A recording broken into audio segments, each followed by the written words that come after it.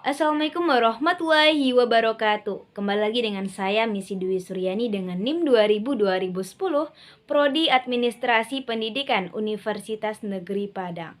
Dalam mata kuliah Manajemen Humas yang pastinya dengan Bapak Dr. Hanif Al-Qadri. Dan kali ini yang harus kita pahami adalah bahwa dalam perjalanan karir atau pekerjaan seorang praktisi PR, ternyata mereka juga diatur layaknya IDI. ID, Ikatan Dokter Indonesia. Ada kode etik, ada etika moral, dan sumber yang lainnya.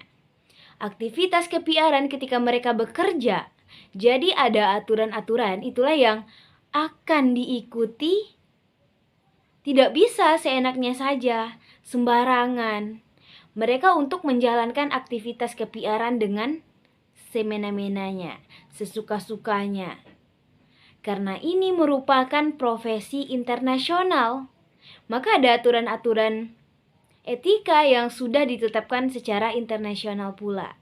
Kalau di Indonesia juga ada etika moralnya. Kita akan lihat dan juga kita akan kenali satu persatu seperti apa sebenarnya kode etik moral yang mengatur profesi kepiaran ini.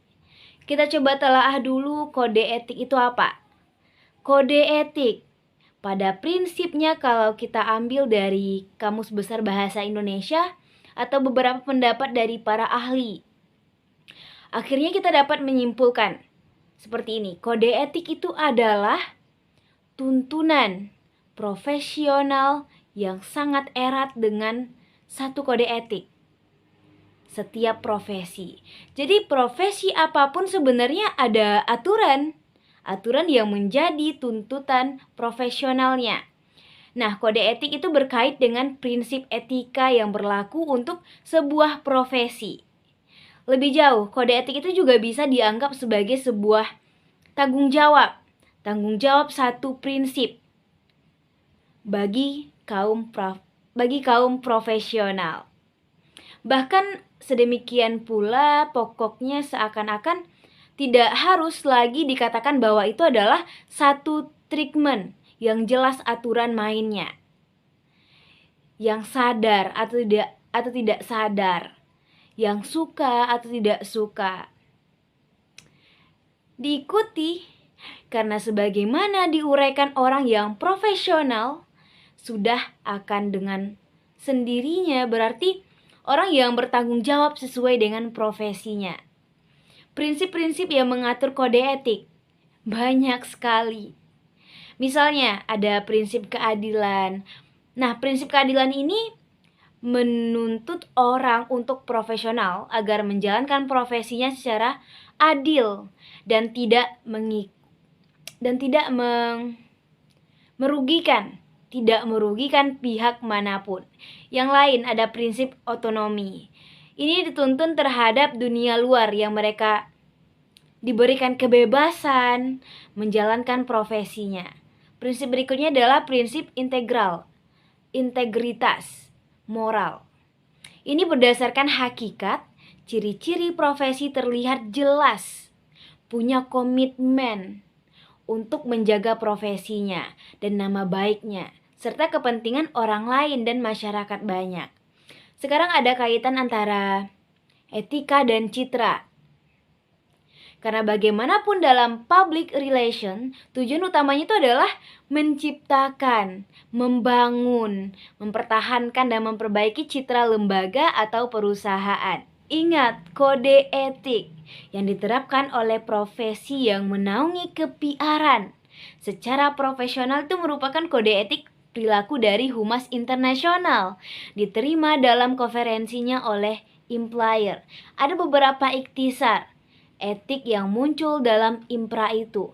Yang pertama terkait dengan integritas pribadi dan profesional, yaitu standar moral yang tinggi dan reputasi yang sehat, ketaatan pada konstitusi dan kode etik IMPRA.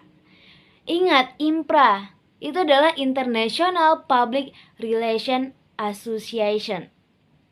Dan yang kedua, perilaku pada klien dan para pegawai, yaitu perilaku yang adil, menjaga kepercayaan klien, tidak menerima upah kecuali dari klien atau atasan, dan sebagainya. Yang ketiga adalah perilaku terhadap publik dan media. Banyak yang diatur di sini, di perilaku ini. Misalnya adalah bagaimana seorang praktisi PR seharusnya memperhatikan kepentingan umum dan harga diri seseorang. Hal ini tidak bisa diabaikan dan menjadi tanggung jawab dari praktisi PR. Selanjutnya, tidak merusak integritas komunikasi, kemudian memberikan gambaran, tidak menyebarluaskan informasi yang palsu, memberikan gambaran yang dapat dipercaya mengenai organisasi yang dilayani. Kemudian kode etik dalam menciptakan atau menggunakan pengorganisasian palsu yang tidak benar untuk melayani kepentingan-kepentingan pribadi. Yang keempat adalah perilaku terhadap teman sejawat. Ternyata juga diatur. Nah, itulah 4 ikhtisar dari IMPRA, International Public Relations Association.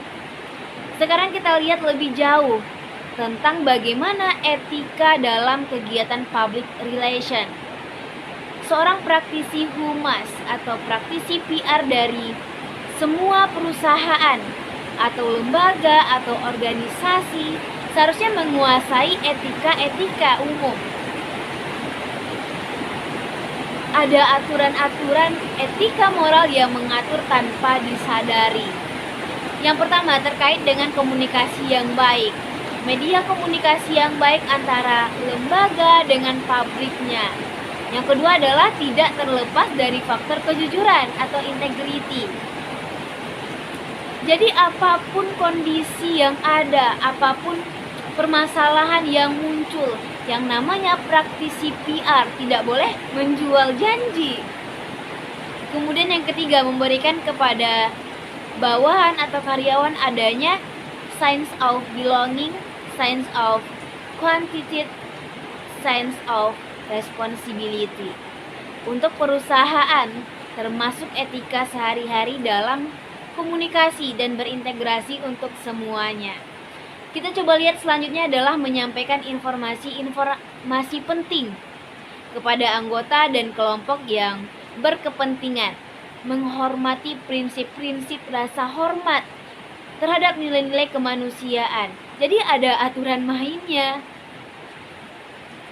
nilai-nilai moral, nilai-nilai kemanusiaan, human.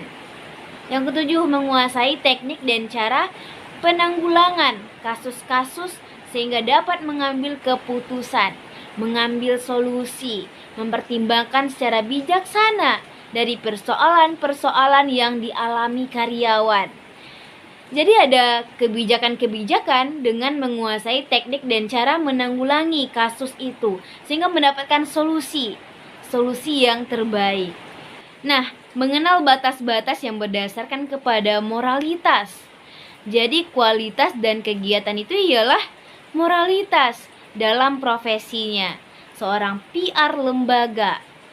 Etika selanjutnya, public relation adalah penuh dedikasi dalam profesinya, khususnya dedikasi untuk perusahaan suatu lembaga. Memang ada aturan mainnya, memiliki dedikasi yang tinggi. Yang ke-10 adalah menaati kode etik.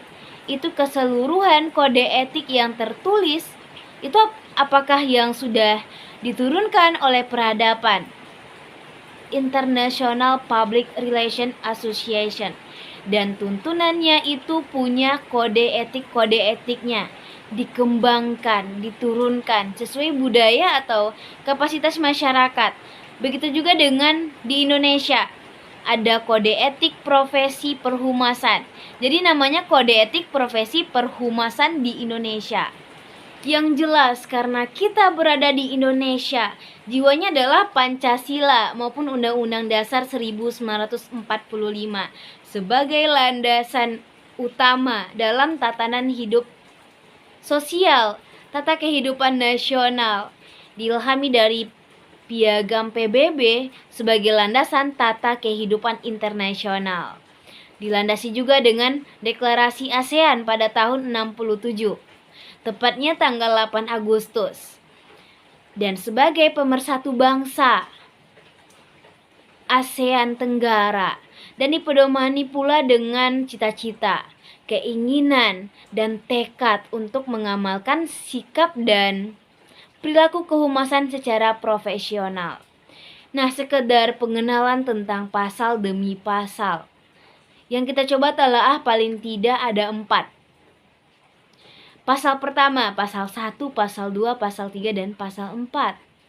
Untuk humas, pasal 1 itu mengatur soal komitmen pribadi. Berarti anggota humas itu harus yang pertama memiliki dan menerapkan moral dan reputasi setingginya mungkin dalam merencanakan praktisi humas. Jadi terkait dengan standar moral dan reputasi setinggi mungkin. Artinya bisa dipahami bahwa orang yang akan dijadikan praktisi PR atau humas adalah orang yang memiliki moral-moral yang luar biasa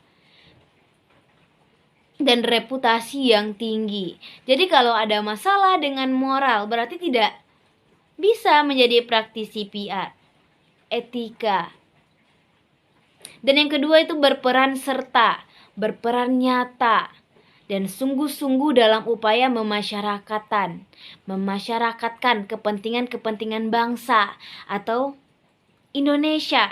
Yang ketiga, menumbuhkan dan mengembangkan hubungan kewarganegaraan yang serasi dalam terwujudnya demi mewujudkan kesatuan bangsa. Sekarang kita masuk ke pasal 2. Kode etik perhumasan di Indonesia. Pasal 2 itu terkait dengan aturan perilaku terhadap klien atau atasan.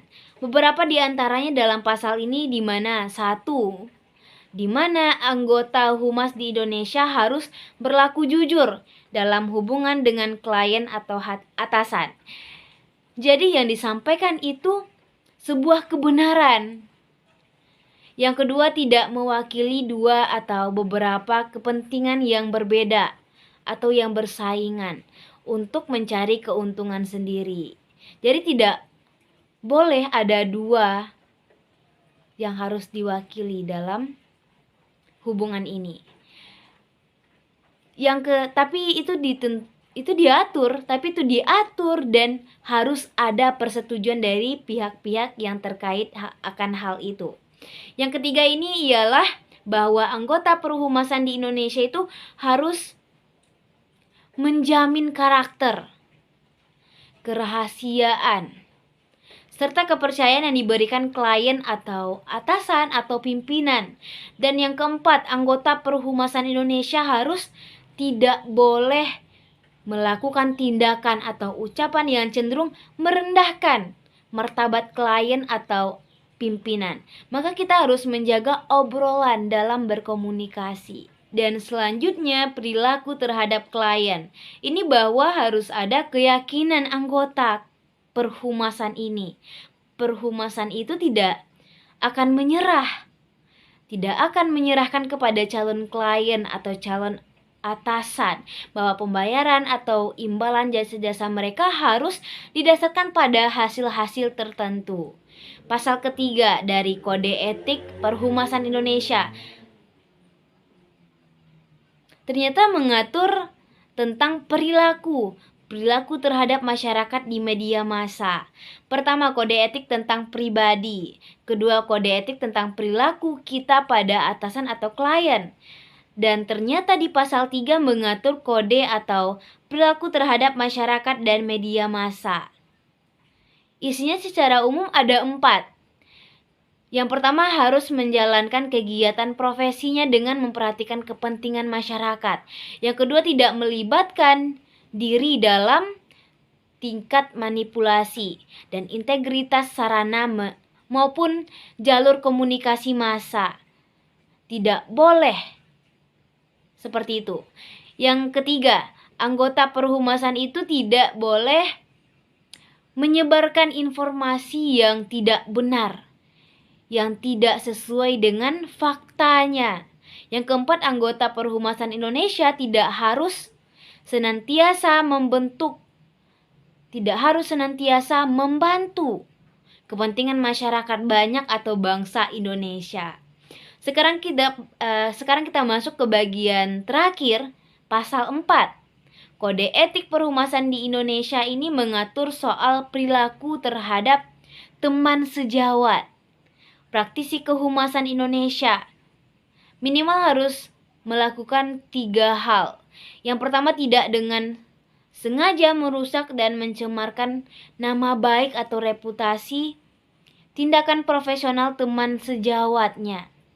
Yang kedua, praktisi kehumasan atau praktisi ke-PR-an tidak menawarkan diri atau mendesak klien atau atasan untuk menggantikan kedudukan teman sejawat. Yang ketiga, praktisi kehumasan Indonesia harus mampu membantu dan bekerja sama dengan teman sejawat, siapapun dan dimanapun di seluruh Indonesia, untuk menjunjung tinggi mematuhi kode etik yang sudah ada. Oke, mungkin demikian analisis saya tentang kode etik dan sumber lain dari public relation atau humas. Semoga bermanfaat. Saya akhiri dengan wassalamualaikum warahmatullahi wabarakatuh.